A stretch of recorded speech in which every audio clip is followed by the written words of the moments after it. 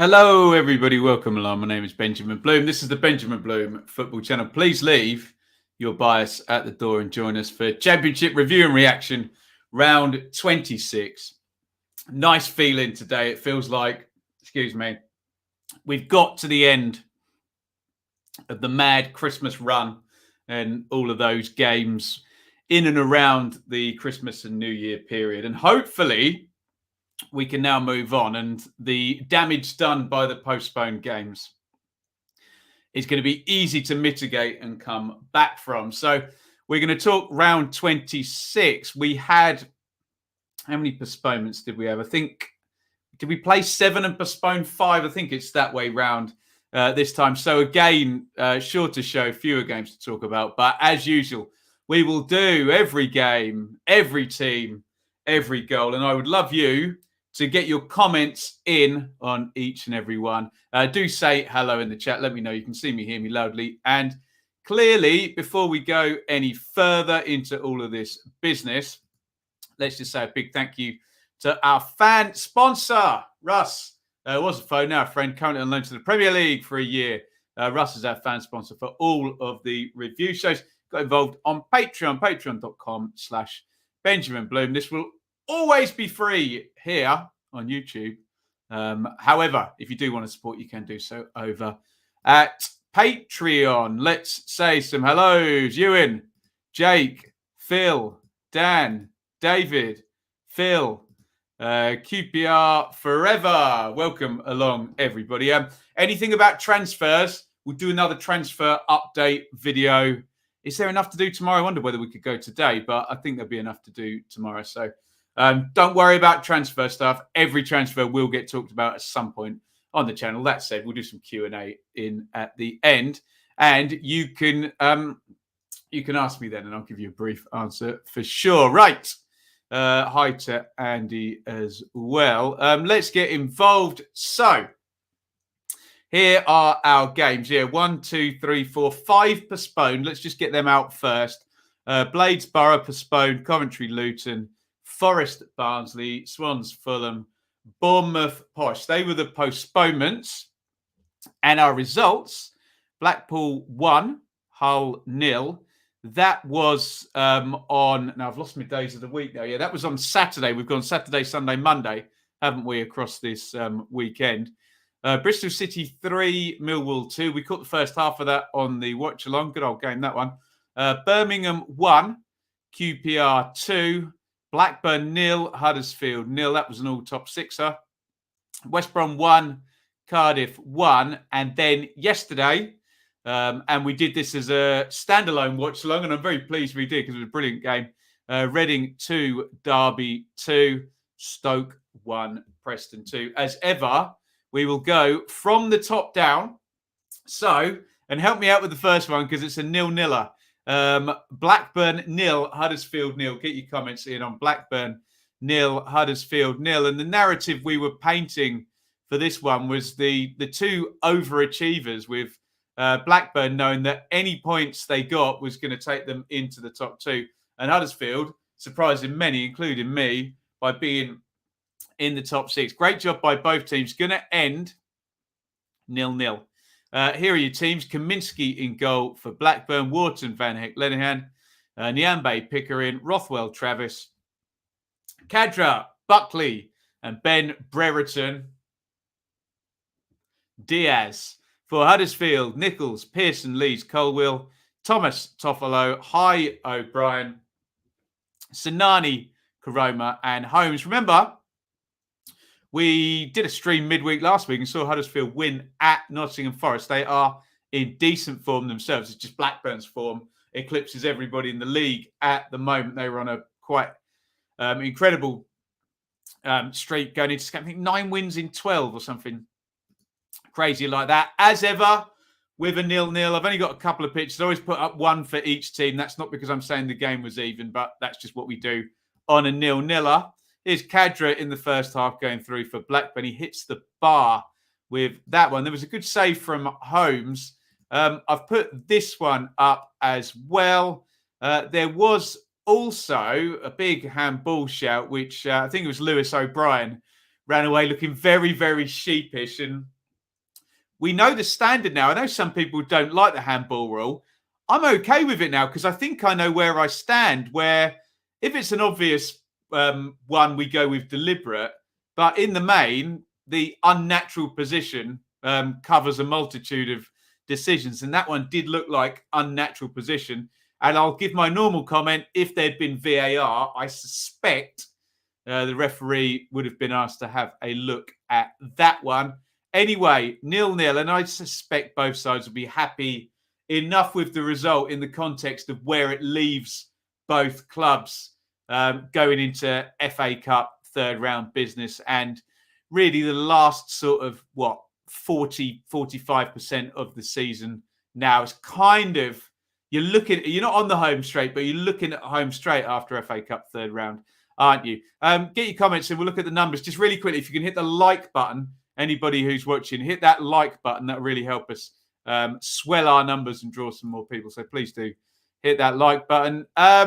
You look at the numbers, you'd say Huddersfield got away with one. Look, 1 shot on target for them, only 2 for Blackburn, but 11 shots, 9 corners to 3. However, look at that, 1 big chance to 0.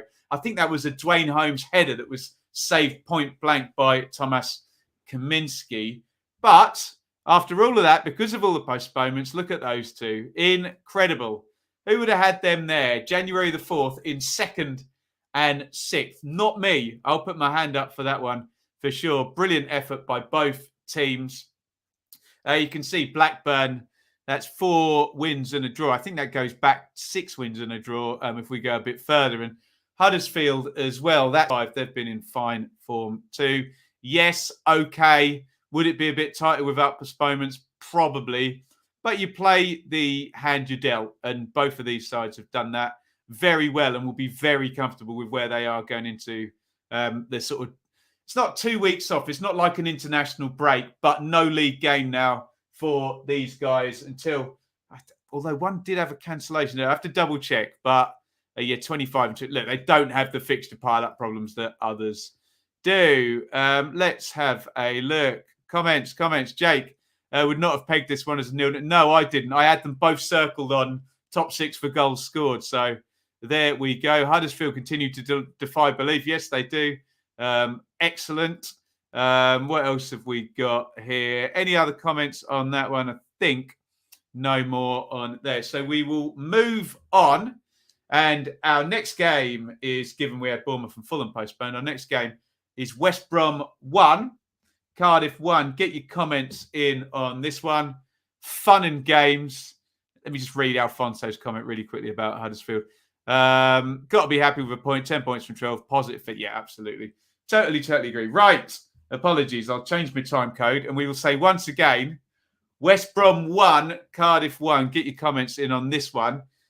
West Brom, well, looked like they'd bounced back a little bit, but last 3 games for West Brom is now draw, defeat, draw. And again, it's the goals. They're not scoring more than 1 goal in a game, are they, West Brom of late? I think did it Coventry. That's about it recently. Of course, they've signed Daryl Dike, who was announced at half-time. And we did a transfer update video speaking about that. So if you want to hear a reaction to Daryl Dike, let me know. In the main, just get your comments in on this one. West Brom 1, Cardiff 1. Here are your teams. Johnston in goal. Look at that. He's going to get a red card. We'll talk about that. Actually happened after the game had finished, same as Aidan Flint. So Johnston is going to be suspended now. Ergo, you'll get the rumours. Has he played his last game? Kipray, Bartley, Clark, Townsend, Gardner, Hickman, Livermore, Mowat. He's going to get a red card as well, but during the game. Grant and Fellows. New one on me. New young player there, I assume, coming through. Callum Robinson up top. Smithies in goal for Cardiff. McGuinness, Flint, our 3rd red carder. Nelson, NG, Giles. That will definitely be his last game from Cardiff because the loan to Wolves has been recalled now. Volks, Pack, Rules, Collins and Harris. And it's Collins who, in minute 34, gives West Brom the lead. Pretty poor goal this to concede, I thought. Flat sort of looking corner in from Joe Rules. Collins doesn't even need to jump. And I suspect, who is that running back? I can't quite make him out in the blurry picture. He's onside, though, looking at that. Just unsights Sam Johnston. He kind of gets a hand on it. I don't know. I suspect Johnston and the goalkeeping staff at West Brom will think, you save that one? Possibly. But West Brom won't care. And they went in 1-0 at half-time. And then we get into refereeing stuff because this is Callum Robinson going through. Lovely finish. There he goes through from a pass by Carlin Grant. And you can see, who is that? Got their hand up saying offside. I think it's Perry NG, isn't it, running through? And I was all set up to say, what a brilliant goal this is. What a brilliant partnership Carlin Grant and Callum Robinson are. That last bit stands. However, I watched this on the Cardiff YouTube and they did show a freeze frame. It looked very much offside to me. It's a great ball, lovely reverse ball. I think maybe that's what catches the linesman out. But yeah, you wind it back and tell me what you think. Looked offside, that equalising goal. Anyway, more refereeing fun to end the game. Although, I think we can all agree that in 2022, that's a red card, isn't it? Mowat, and it's the classic Roy Keane, as he said on Sky Sports, 9 out of 10 of these serious foul play ones where it's endangering opponent. The informal words that are used that aren't actually in the laws are, going over the top and doing your opponent, essentially. 9 out of 10 of them come from when someone overruns the ball and overcorrect and dive in. And I think Mowat, he was always going to get a red. Look where the referee's positioned as well. He was always going to get a red for that one once that had happened. But all hell, Royal Rumble style, is going to break loose right at the end of the game. And I mean, look at that. That's Connor Townsend. Is it Marlon Pack, I think? And it's just a here we go again, isn't it? It's virtually the last kick of the game. And I will say my normal piece on this.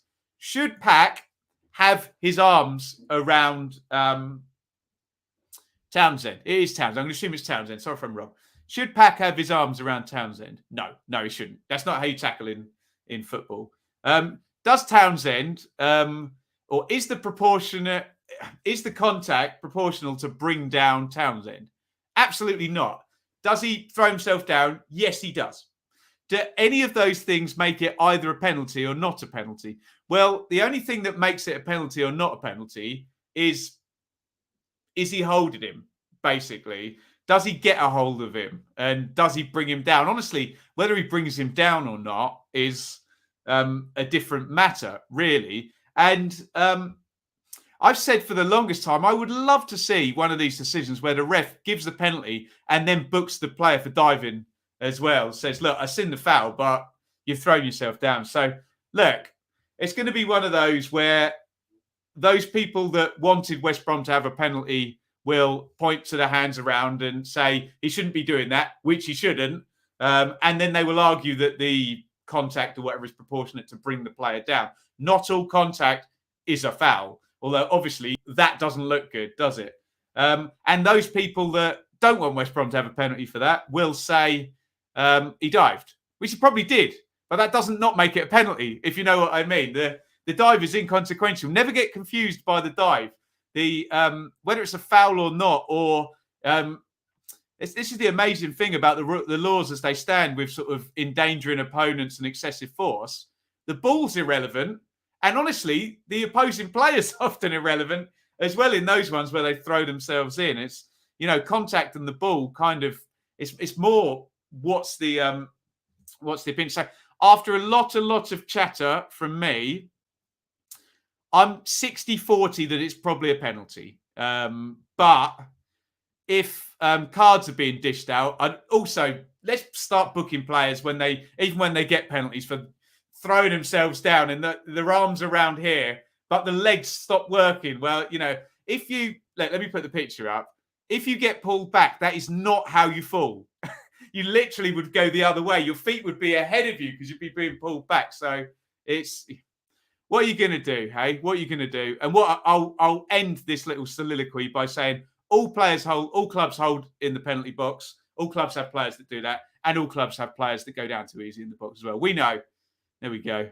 Have I played every side of that argument as accurately as I can? I've given a call. I think it's 60-40 that's a penalty. I think 6 times out of 10, that one gets given, doesn't it? Anyway, did Cardiff get away with one here? They played against 10 men for 15 minutes, so 20 minutes was stoppage time, I guess. And they only had one shot on target, so maybe they did get away with one to get a point in this game. However, you tell me if anyone can provide me with a still of it. The West Brom goal did look offside, but then penalty at the end, I don't know. Swings and roundabouts, 1-1. What I do know is it's probably a more helpful draw for Cardiff than it is for West Brom in respect of where these guys both are in the table. West Brom are up against teams that are, particularly those top 2 that are pushing nearly 2 points per game, although to be fair, it's only Bournemouth. Whereas Cardiff are up against teams that, the entire bottom 6, none of them are at a point per game in league table standings. Obviously, we factor in points deductions for Derby and Reading. So, yeah, there you go. Let's go to some comments. What are we doing here in the chat? Dale. Evening, Ben. You're the best man for Football League Premier. Thank you. You're legend, Dale. Comment of the day. Andy, happy they got a point. Surprise result. West Brom need a striker. Well, I think they've got one now, haven't they? David, frustrating match. For me, a clear penalty, but the goal was us. Well, there you go. He's admitting on both sides. Hopefully, DK can give us a much-needed boost. Yeah, well said, David. Thank you for being balanced. Jake, I'd be fuming were I West Brom fans. Such maddening inconsistency. If they beat the likes of Barnsley and Cardiff, they'd be right in the mix for the autos. Yeah, fair comment. Absolutely fair comments. Chris, 2 games have been rearranged for the midweek before the 15th. Yes, I need to... Chris, I'm in the process of researching the video for the next block of games, so I will look into that. Cardiff manager said it was a Stonewall penalty, so no, there you go. Well, Steve Morris, and that was enough for me. Can we say Pack's arms made up the ref's mind? I don't know. I don't know at all. What else have we got in here? Noel, he's talking about Birmingham. We'll come on to Birmingham. So look, there you go. I get sick to the back teeth. We're fed up to the back teeth, sick to the stomach. I'm mixing my metaphors there, cliches. Talking about these refereeing calls. It is what it is. And my answer will always be, look, they need some help.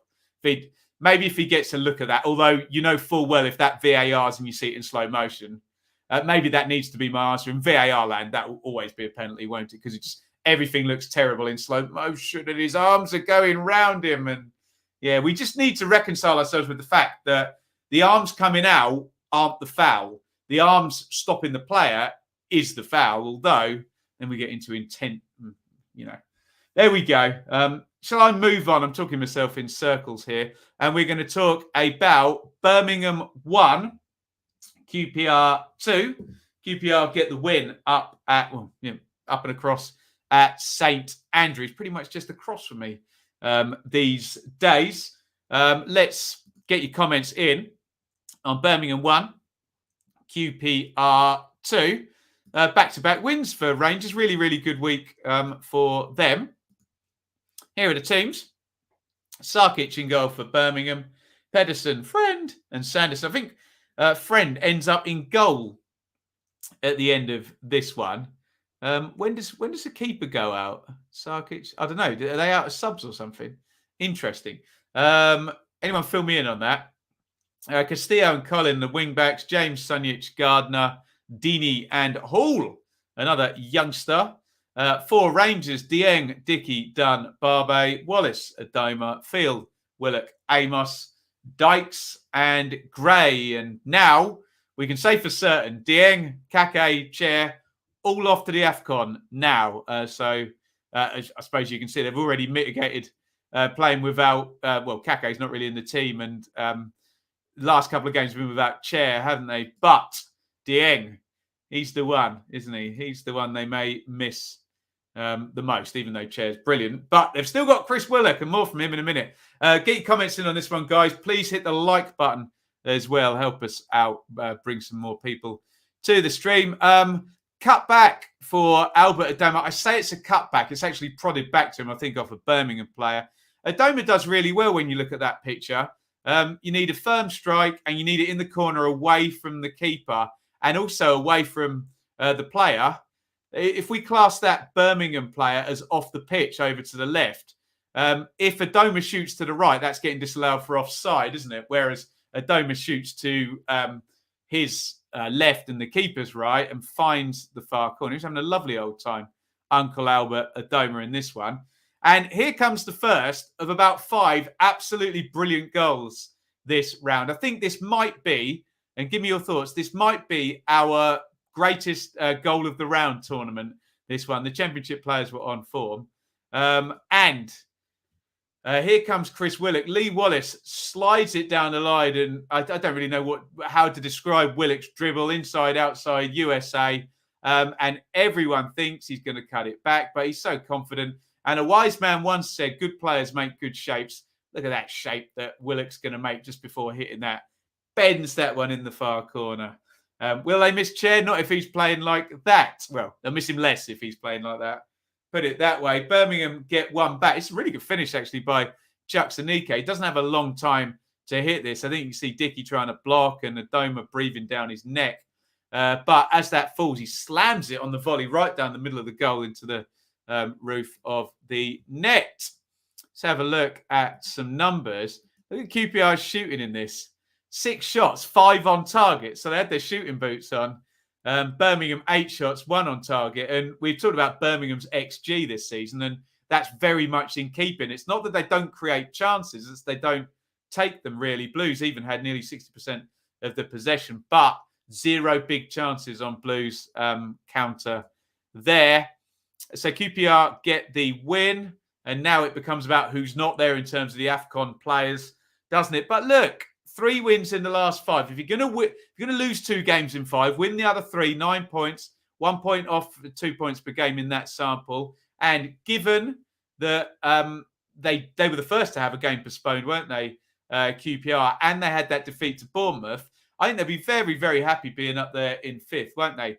Birmingham, on the other hand, look, it's another run now of 1 point in 4. And I don't know, Birmingham's a bit worrying because I did have them down as a erratic, sometimes good, sometimes bad, I don't know where it's going team. Whereas it seems a lot more sometimes bad than sometimes good at the moment for Birmingham. And I've already said, I think, twice this season, right, Bowie's going to sort it all out now. He's going to ring the changes and make the hard calls. And yeah, you can't keep getting to that point, can you? You know, the sorting needs to be done at some point. Let's have a look.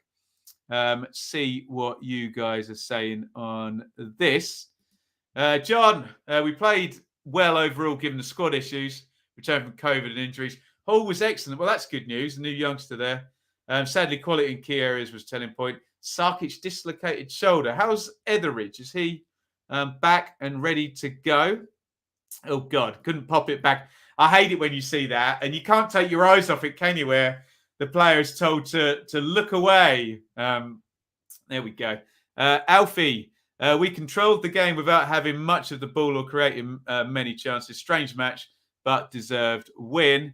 Noel, understand Blues have a badly suffering squad, but the so-called senior players worse than poor. Mr. Bowyer then in every press conference praises effort of the players. Darren's shouting again. Ben, it's supposed, Mr. Dioff, to be a contact sport. So not every time there's contact, it's not an automatic. Well, there's a few grammar issues with that, Darren, but the point I think I agree with, and I think I literally said probably in that spiel, not all contact is a foul. So this contact sport argument is a bit too simple for me.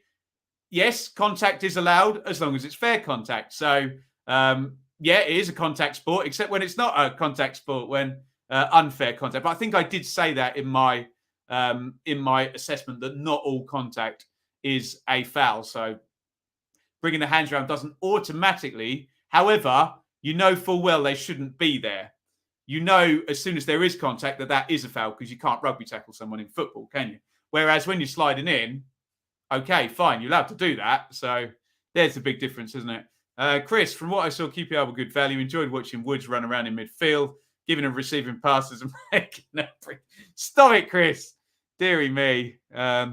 Ralph Willock will be a Premier League player one way or another next season. He'll get there. He'll get there however long it takes. He's an excellent player. Willock, Dave, Willock is going to be pivotal while Chair is away. Watch out for Sinclair Armstrong. I will. Too many young players for me to keep my eye on now with George Hall and Tom Fellows and Sinclair Armstrong. Maybe we need to do a video on all of these guys. Excellent stuff, guys. Let's move on. And it is Stoke versus Preston. Stoke 1, Preston 2. Get your comments in on a game with a couple of stonking goals in this one. But another defeat for Stoke and for Michael O'Neill. Not going well. We do need to acknowledge some pretty heinous injuries at Stoke. But, hey, it's been 3 years of not going very well at Stoke. So this is not a singular moment about the injuries now for those people who are going to make that point as well. Please hit like, by the way, if you're watching the stream, and get involved in the comments on this one. Stoke 1, Preston 2. Davies in goal for Stoke. Wilmot, Bart and Chester. Wilmot's going to turn into Ronald Koeman at some point in this game. Ince and Fox, Vrancic, Allen, Klukas, Fletcher and Campbell. Obviously, those big absences are Suter, Powell, who are indeed two of the best players in that squad, both out long term. Iverson in goal for Preston, Vandenberg, Bauer, Hughes, Earl, Potts, Brown, Whiteman, Johnson, Evans and Reish. And here we go then. Your goal, it's going to be difficult to pick goal of the round, but I suspect there's quite a high likelihood it comes from this game, whichever one you land on, although there is still Hoylett and Vyman to think about as well. But anyway, look how far Ben Wilmot is. It's ridiculous. So he must be, and they don't do the hatching in 6-yard increments there in Stoke, do they? Anyone want to guess? That's closer to 40 yards than it. Is that over 35? That is miles out. 18-yard box. Look at the D as well. And consider the angle as well. And he absolutely drills that little bit of swaz away into the corner. Just a hell of a strike by Ben Wilmot. Absolutely brilliant goal there. Take a bow, son. Of course, for those who are going to be pedantic, Ronald Koeman obviously would have hit that with his left foot rather than his right foot. But I think you take my point. Centre-back marauding up the pitch and smashing one in the top corner. But how about this? What is he even doing hitting that with his right foot? What a goal by Brad Potts. You can see it's Dan Johnson, isn't it? He's gone down the line, dinks it in. And it's weird because on the surface of it, every coach would be saying to Potts, initially, he's got his technique completely wrong. Shape up, hit that one left-footed. But he kind of improvises as it comes across, scissor volleys it, and he's facing this way and volleys it that way with the outside of his right foot. I bet you don't see a goal like that between now and the end of the season. I tweeted this, that maybe for me, just for uniqueness and the improvising, don't get me wrong, we're talking about Wilmot's goal being a 9 out of 10 or a 10 out of 10, and Potts being a 9 out of 10 and a 10 or a 10 out of 10. But yeah, insane couple of goals there. However, good old set play to decide the game. 2-1 to Preston. Whiteman with the corner. Hughes rises and nods this one home. You see the gap where that's going as well, can't you? Into the corner. Anyway, I'll stop waxing on about those two fabulous goals in this game. Doing the championship proud. Brad Potts and Ben Wilmot there, aren't they? And look, Stoke, look at the numbers. 14 shots to 6. 3 shots to 2 on target. 1 big chance to 0. So, I don't know. Are we in smash and grab territory there, Preston fans? 6 corners to 4. I suppose they win that one. But no big chances created. And Preston may be more able to sort of capitalise on Stoke's fragile confidence. I don't know. You tell me in the chat. So Stoke back-to-back defeats. And in that area of the table, well, look, we did have it a few weeks ago where we were saying how tight it was, like 5th down to 14th or something like that. Look at it now. Stoke have now got a 5-point gap between them and the playoffs. Yes, of course, they do have 2 games in hand, but it's all moved around now, muchly due to Blackburn and Middlesbrough, frankly, and muchly due to postponements. Preston, Ryan Lowe is 2 for 2.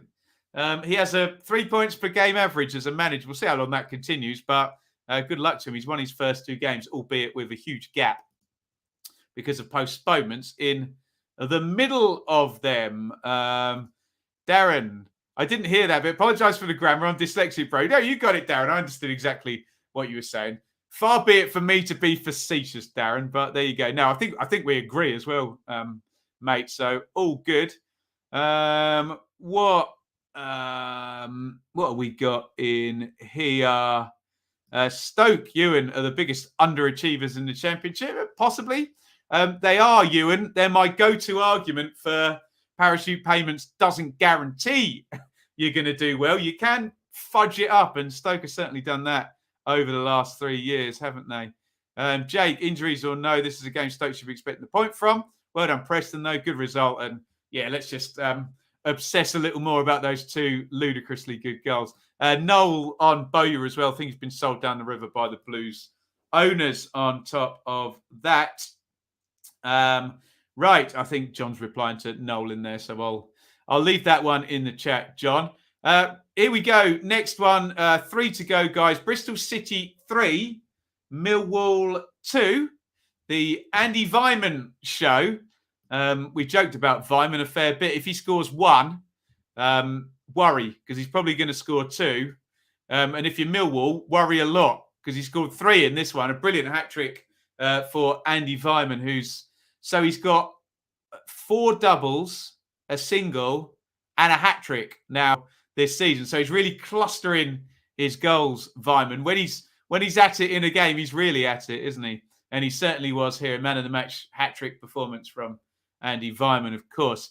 O'Leary still in goal for Bristol City. Bentley on the bench. Pring, Towler, Callas, Viner, James, Benarus and Scott, O'Dowda, Vyman and Semenyo. For Millwall, Bialkowski in goal, Hutchison, Pearce, Cooper, McNamara, Wallace, Mitchell, Saville, Ojo, Bradshaw and Afobe. Get your comments in on this one. 5-goal thriller. Also, please hit the like button if you are watching right now. Mistake by Bialkowski for this one, as well as a brilliant bit of execution by Andy Vyman. So, look, Bialkowski's done. Look in the goal there. He's knocked that straight out to Vyman. But what you do need to say in deference to Vyman is how he deals with the opportunity is very impressive. He takes 1 touch to control it. Then I think it's off the thigh down to push forward for the second one. And then pretty much half volleys it over with the left foot. And he does it so quickly that he knows in that position, doesn't need to be the best shot in the world, just anywhere on target with a bit of height, and he scores. So 2 things can be true there. Really bad clearance, but really good play by Vyman for his first with the left foot there. Really good play by Murray Wallace for this one. Look, you see him right out on the touchline there. Swings in a sumptuous cross. Maybe Towler loses Bradshaw, but Bradshaw gets in there. And good service, good positioning, good finish, good game, 1-1. And good refereeing here. This was spot on. It's Towler again, I think, isn't it? On Afobe. He's in on goal, but it's a deliberate attempt to play the ball. We can see that. So it's not a red card inside the box. However, were it, you tell me, 1 metre, even less than 1 metre further back, he would have been red carded because it would have been outside the box. And then obviously we're into denial of obvious goal scoring opportunity zone, aren't we? This is quite poor from O'Leary, the keeper, I think. He gets completely eaten up by Afobe's dummy here, and Afobe just strokes the penalty into the corner. You can see O'Leary just on his knees in the end. He didn't give himself a chance to save this penalty because he was done by the dummy. I suppose you give Afobe some credit. 2-1 Millwall, but second half, sorry, that's a little bit blurry, but that's a really good finish by Vyman. Hanna Masengo in swinging cross, and Vyman just gets in front, uses the pace off the ball, redirects it for his second and his 5th double of the season. However, it's not going to be a double. It's going to be a hat-trick because here he comes again. And look, if anyone was going to be on the end of this one, I think Alex Scott, who's just playing really, really well for Bristol City, isn't he? I think he has the last effort and it bounces back. And look, Millwall got plenty of players back, but who does it fall to? Red shirt, Vyman, hat-trick, and he is the match winner. Looking at the numbers, and we do need to point out again, Millwall still light squad-wise, one player short on the bench and two 15, 16-year-olds as well.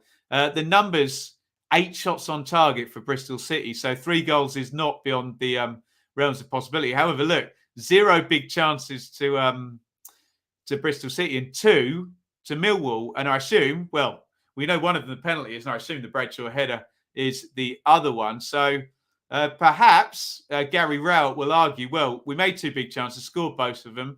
If we defended, we'd have won the game. But he hadn't reckoned on Andy Vyman, who's probably our hero of the round with his hat-trick. So Millwall, very spotty.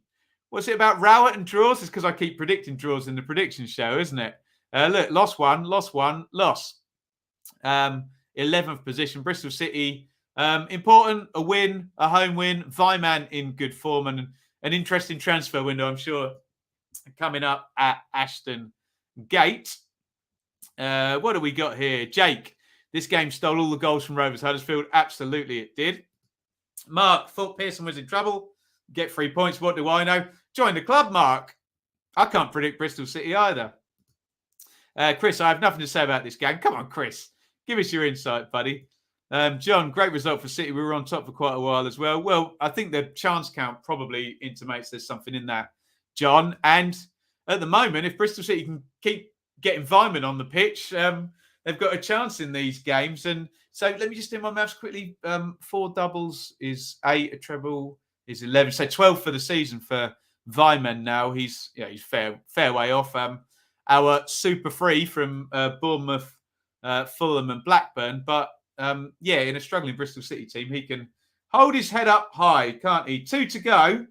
And this is the first game of our weekend. And it was a Blackpool 1, Hull 0. Get your comments on this one. Blackpool 1, Hull 0. And I think our friend Lenny told us, didn't he, in the preview show that he was worried Hull didn't have any players for this one. However, Mr. Grant McCann may have been playing possum because they did in the end, and a pretty strong-looking team put out. And Blackpool goalkeeper Daniel Grimshaw is going to have a hell of a game in this one. It's one of those where you realise about an hour into the game, he's saving everything in this one. And when we look at the numbers, you'll see, I can see the SofaScore algorithm has picked him up 8.4 there as the man of the match as well. So maybe Andy Vyman, Daniel Grimshaw might be our heroes of the week here. And that being said, let's do the Blackpool team. Grimshaw, obviously, Sterling, Ekpiteta, Keogh, husband. Anderson, Dougal, Wintle, Bowler. Medine, Lavery. For Hull, Baxter, Bernard, McLaughlin, Greaves, Longman, Elder. So I was going to say no King Lewis Potter. He's up front. Doherty, Smallwood, Honeyman, McGuinness, and Lewis Potter. Here is the goal. And if you're my age, you look at these and you go, when I were a lad, that wasn't a penalty. I think it's Greaves on Bowler. Is it? I think it's a blurry picture. But you can see nowadays he slides in. And yes, remember the old Andy Gray on Sky? I was taught from watching Andy Gray, watch the direction of the ball. You'll know whether, don't get caught up watching the players. You'll know if the ball changes direction that the player has or hasn't won the ball. It's not like that anymore, is it? You can see Greaves just goes in slightly ahead of Bowler, but Bowler's got his foot there first. So the ball changes direction. But if the contact is there in front, it's penalty nowadays. So I think it's probably a fair call. Gary Medine larrups that one down the middle for the only goal of the game.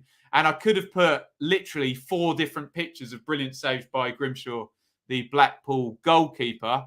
And frustrating one for Hull. Look at that. So 52 on the possession. They won. 14-8 on the shots. They were bigger number. 6-3 shots on target. 2 corners to 1. Blah, blah, blah. 2 big chances to 1. And I think we can safely say the difference in this game was the goalkeeper. And the chance that Blackpool got was a 0.77 expectation from the spot, which Medine stuck home.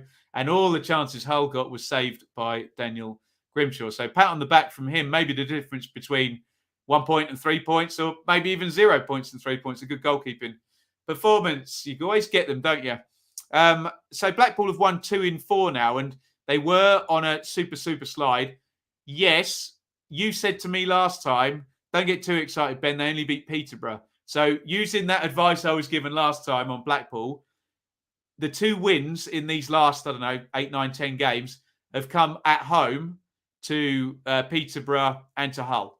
They're 2 League One opponents. So I don't know whether we can say they're out of their slide or not yet. Let's see how they go in the next couple of games. Hull, we're worried about this, weren't we? 4 straight wins, then 2 draws, now 2 defeats. So is that going to be a Norwich City big bump of points per game and then back to where it was? Because where it was not where it wanted to be. So they're back below a point per game now, Hull, after 2 points in the last 4. And you can see they would have been nicely over it at the start of that little run. Let's read some of your comments. There he is, Lenny. Game epitomised our desperation for a striker. We can't be relying on Honeyman to create and score. McLaughlin rapidly becoming one of our best players. And you would acknowledge, Lenny, as well, a great performance from the Blackpool keeper as well.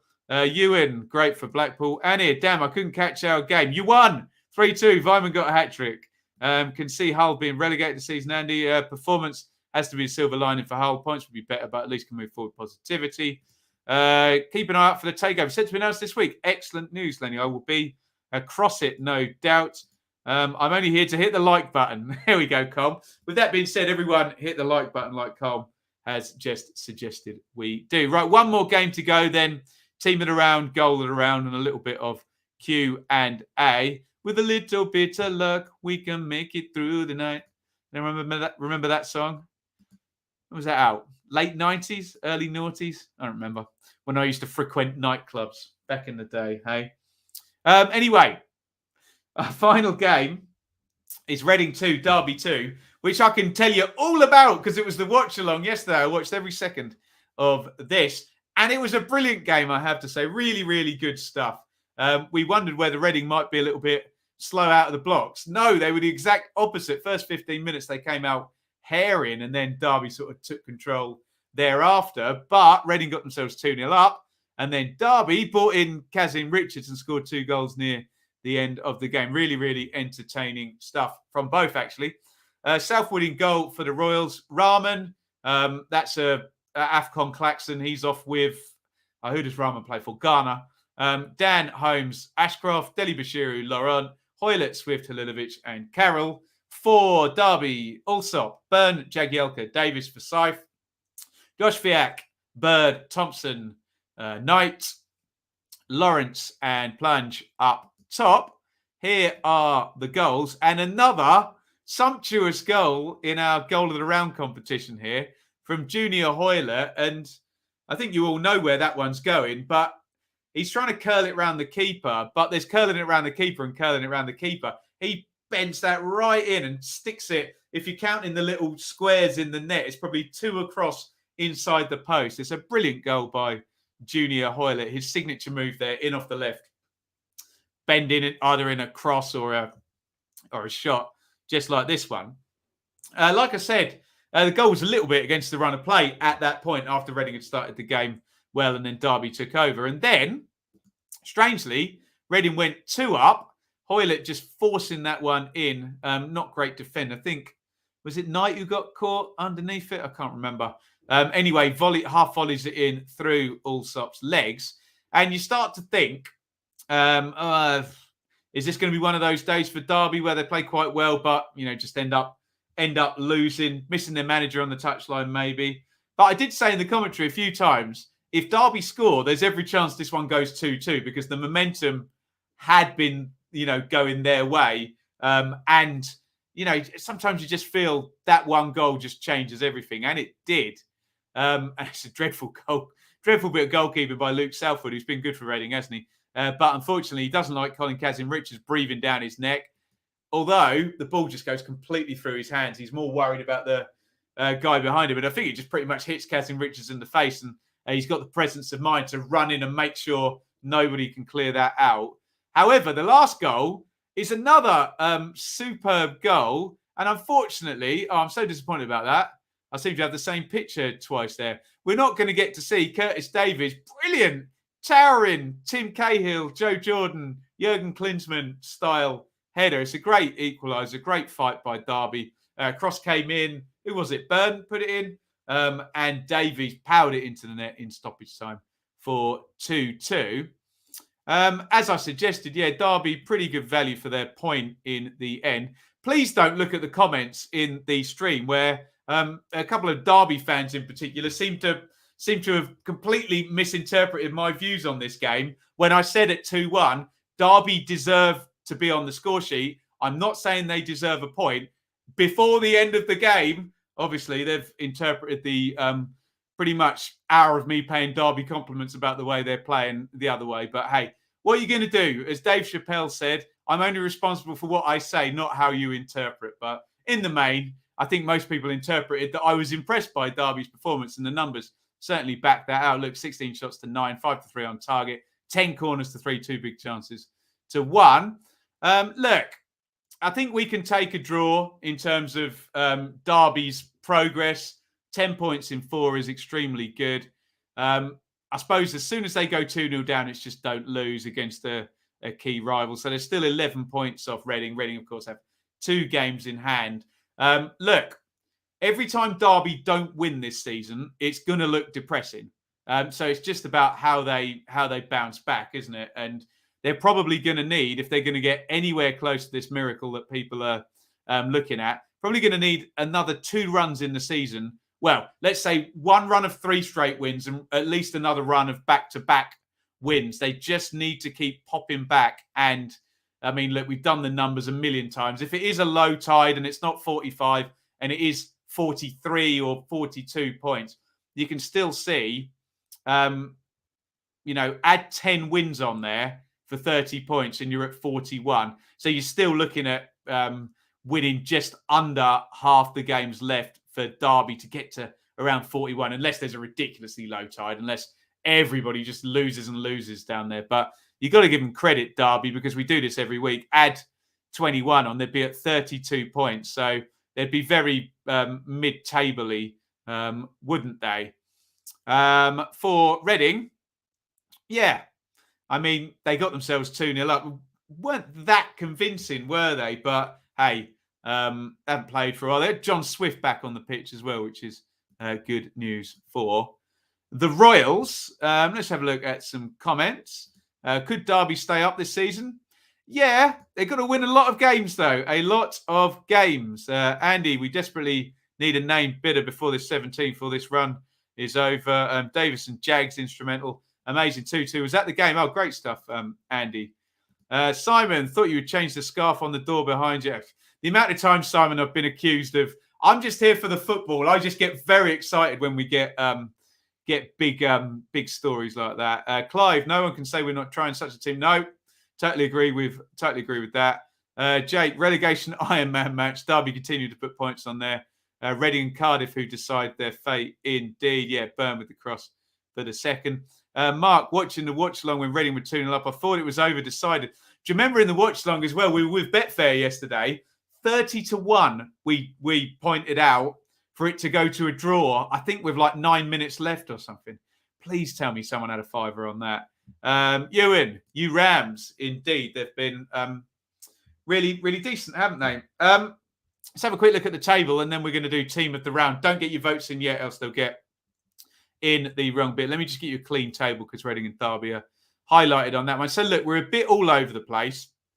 What I'm going to do, we'll put this into a video and we'll make sure that we know where all the cancelled games are getting picked up, etc., etc. So, Bournemouth 3 points clear at the top. Blackburn in second, take a bow, but Fulham games in hand.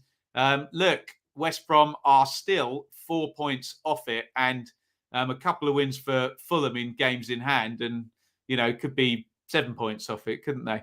QPR hanging in there and now bye-bye Chair, bye-bye Kake, bye-bye Dieng to AFCON. Huddersfield, brilliant stuff. Take a bow. Long may it continue for Huddersfield, but teams below them Middlesbrough got momentum and 1 game in hand. Stoke haven't got momentum and 2 games in hand. Neither really have Coventry or Millwall. So that being said for Huddersfield, okay, maybe a Sheffield United who've got loads of momentum from a little bit further back. But yeah, who's knocking him out there other than Middlesbrough, Sheffield United? Who knows, hey? Into the bottom half, Preston, Bristol City, Luton and Swansea, 22 games as well, like Sheffield United. Birmingham just outside the bottom 6, then Hull. And all these teams are less than a point per game. So all of these teams essentially by the 10-year average are in relegation form over a big sample size. Hull, Cardiff, Reading, Peterborough, Barnsley, and Derby down at the bottom. We should say by the actual real league table, which I know Derby put up, Derby are not in relegation form, but with the deduction. And if I'm saying that for Derby, I should say that for Reading as well. Add 6 on, and they're over a point per game. So in terms of performance on the pitch, Hull and Cardiff are worse than Reading and Derby in that bottom 6 for sure. Right, shall we do it? Let's get into...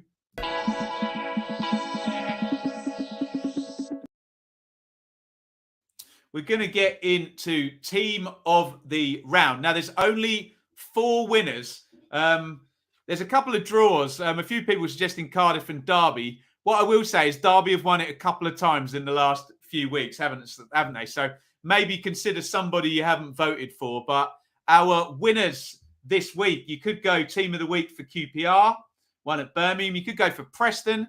They won at Stoke. You could go for Bristol City. They beat Millwall. Or you could go for Blackpool. Maybe use this week as a chance to vote for someone that you don't usually vote for, who's, with games postponed and, maybe some of the other more dominant teams or the more storied teams recently for us. But as always, I'm a free speech advocate. If you want to vote for whoever, vote for whoever. Just make sure you vote for the right reasons. And please leave your bias at the door. Let me go through the 4 winners again and tell me who your team of the round is. QPR, Preston, Bristol City, and Blackpool were our winners. Obviously, Derby came back and Cardiff got a decent draw away at West Brom. Let's see what you guys are saying.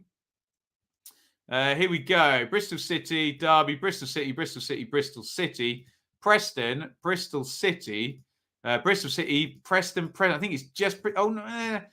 I think Preston, did they catch up at the end? Should we share it?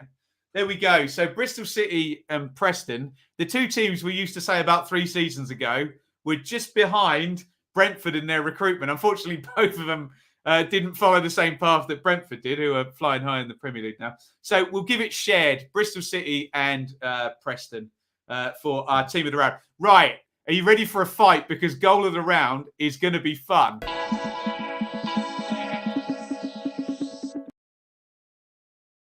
Right, let's accentuate the positive here because we got some brilliant goals. So what I need you to do is vote for the best goal, not the narrative. So I'm not going to include Curtis Davies. Probably most weeks I would, but there's just too many other goals this week. So it's the best goal, not the narrative. You can't tell me how important a goal is until we know where everyone's finished and whether the goal has any relevance whatsoever at the end of the season. So look, some brilliant goals. I would nominate Chris Willock for QPR, number 1. Ben Wilmot for Stoke, stupid goal. Brad Potts for Preston, absurdly good goal. Vyman's first for Bristol City and Junior Hoylett's first for Reading. Those are my 5. Let me know. And I think this is going to be all over the place, this one. What I will say is most weeks, most of those got, apart from maybe Vyman's would probably only win on a slow week, I think. But most weeks, all 5 of those goals would be close to winning, wouldn't they? But unfortunately, this week, they're all on the same week. So will it be Willock's dribble, Wilmot's, I'm going to swear, Wilmot's thunder bastard, Brad Potts' ridiculous sideways on outside of the foot scissor volley, Vyman's control and lob, or Hoylett's beautiful curler into the corner? Get your votes in. I'll give you 10 seconds longer. Who's your goal of the round? Willock, Wilmot, who's called for Brad Potts, Vyman, or Hoylett? Let's have a look. See what we think. We're going to be mixed here, aren't we? Right, here we go. Hoylett, Wilmot, Hoylett, Potts, Willock, Wilmot, Hoylett, Wilmot, Hoylett. I don't know who it is. Let's just say 5 absolutely outstanding goals here. You guys are doing better at leaving your bias at the door, but please, guys, I'm noticing disproportionately still people vote for players who play for teams they support in this. I'm working on making the football world balanced and not succeeding because I think we got the best ones here in our chat as well. Right, quickly, we've got about 3 minutes left. Let's do some Q&A. If anyone's got any questions or any topics to discuss, don't worry too much about player links or signings because I'll do that in the transfer updates. But of course, ask away what you like. Please hit that thumbs up button as well and hit the like. Let me just quickly say thanks to Russ, fan sponsor of the review show. Got involved over on Patreon, patreon.com/Benjamin Bloom. Any questions, and we will dive in there. James, next manager to get the sack. Who would be the favourite, do you think? Not Rooney, not Aspargi, unless Barnsley really tear it up and start again. Darren Ferguson signed a 4-year contract, so that would be a weird one. But, hey, Ipswich gave Paul Lambert a 5-year contract, didn't they? Paunovic? Yeah, Paunovic might be a shout. Morrison, no, he's only just come in. McCann is an interesting one if the takeover goes against him. We know what new owners like to do at clubs. They like to bring their own manager in, don't they? Bowyer? I don't know whether that's where you're going with the question, James. Martin, no. Jones, no. He's literally just signed a 100-year contract. Pearson won't get the sack, but, you know, he could throw his toys out the pram at any minute. Lowe, no. Heckingbottom, no. Critchley, absolutely no. Rowett would have to be a big drop-off. Robbins, absolutely no. Cooper, no. O'Neill? I don't know. Not his fault, but look, if Stoke were to descend down into the bottom half between now and the end of the season, Wilder, no. Corberon, no. Warburton, no. Ishmael, if they dropped out of the top 6. Silva, no. Mowbray, no. Parker, no. So I think my only possibles there are Michael O'Neill, Velko Paunovic, Lee Bowyer, and then Grant McCann, depending on takeover stuff. Have I been approached by TV yet? No, I haven't, and I'm very, very happy here. Yeah, have Sky offered you hot seat? Yeah, would be great, deserved. No, but I'm very, very happy on YouTube and doing my writing here. Opinions on the Derby administrators. What are they actually doing apart from having a good payday? Well, you'll be able to read everything they do, Ewan, because they have to report it all. So that will be publicised. Yes, they do get a good payday. I understand your frustration, Ewan, if you're a Derby fan, at it taking time. That might not be the administrator's fault. That might just be, you know, if you don't get a good... I could put my house up for sale and no one could make me the right offer to buy it. So I'm not going to sell it. So you just got to hope the administrators are doing the right thing by Derby and getting the right person in as the new owner. But a good administrator will do good. So fingers crossed Derby have got that business. Thoughts on Cook to Forest? Phil, I promise we'll do it in the transfer update video. So I won't go chapter and verse on it. Now, there you go. Mark's piped up anyway. Great signing for Forest. Sad day for Cherries. All the very best. Last one, I think, then, Carl. Thoughts on teams selling loaning players while they're not playing due to COVID injuries? Well, what we have seen, Cole, is a lot of people recalling loans, haven't we? So I don't know whether people are just stocking up for January and then they're going to loan back out, see where Omicron is and see what the market's like. But it feels like everyone's pulling their assets back in and what they have, they hold. But yeah, we'll see in terms of COVID, that dirty word, and the rest of the season. Right. Well done, you lot. Please, again, hit the like button before you go. If you haven't already subscribed, sorry, my phone's normally up there. Please do hit the subscribe button. What is the live subscriber count here? 20,232. We're plateauing a little bit. We're moving very, very gently, aren't we? So, yeah. Hit subscribe. You guys are amazing. You've all been here an hour and commenting, but let's bring some new subscribers in. If you if you do fancy it, just hit the like button or share a video on Twitter or anything like that. Try and grab us, grow our community. So, we can make this as good a channel as possible. If you want to shout out, I can see a few there. I'll click them all up in the stream. Now, I'm not around tomorrow night. I was going to do Chelsea-Tottenham. Do you know what? I was going to do Arsenal-Liverpool, but I bet that gets cancelled. I just have a hunch that Arsenal-Liverpool will not happen. So if you've got any ideas for videos, we did the AFCON 11 today. Players that got into my AFCON 11. I could probably even read them out to you. Dieng, Yidam, Ajayi, Rahman, Kake, Zamira, Seri, Saliki, Kanu, Chair, and Musquay was my AFCON 11. To be fair, there's only 12 players to pick from. But all good fun on that video. There will be a video in the next couple of days looking at higher or lower with 10 games to go. So look out for that one as well. Thank you, everybody, for watching. And look, I'll see you when I'll see you. We'll definitely be streaming at the latest Saturday, unless you want an FA Cup preview, maybe on Thursday. But honestly, we can do predictions, but we just never know the teams in the FA Cup, do we? But we'll definitely do Millwall and Palace on Saturday and possibly a super stream at 5:30 as well. Right, thank you, everybody, for watching. That was our Championship review for round 26. It's a lovely big over and out from me. See you soon. Thank you so much for watching. If you enjoyed this video, please hit the like button to see more videos from this channel. Hit the subscribe button and to be notified every time we upload. Ring the bell for those notifications to come through on your device. If you really want to support the channel and me as a content creator, I will be eternally grateful if you head over to the merch store and grab something, or support over on Patreon, patreon.com/Benjamin Bloom. Thank you for your time. Go and watch another video.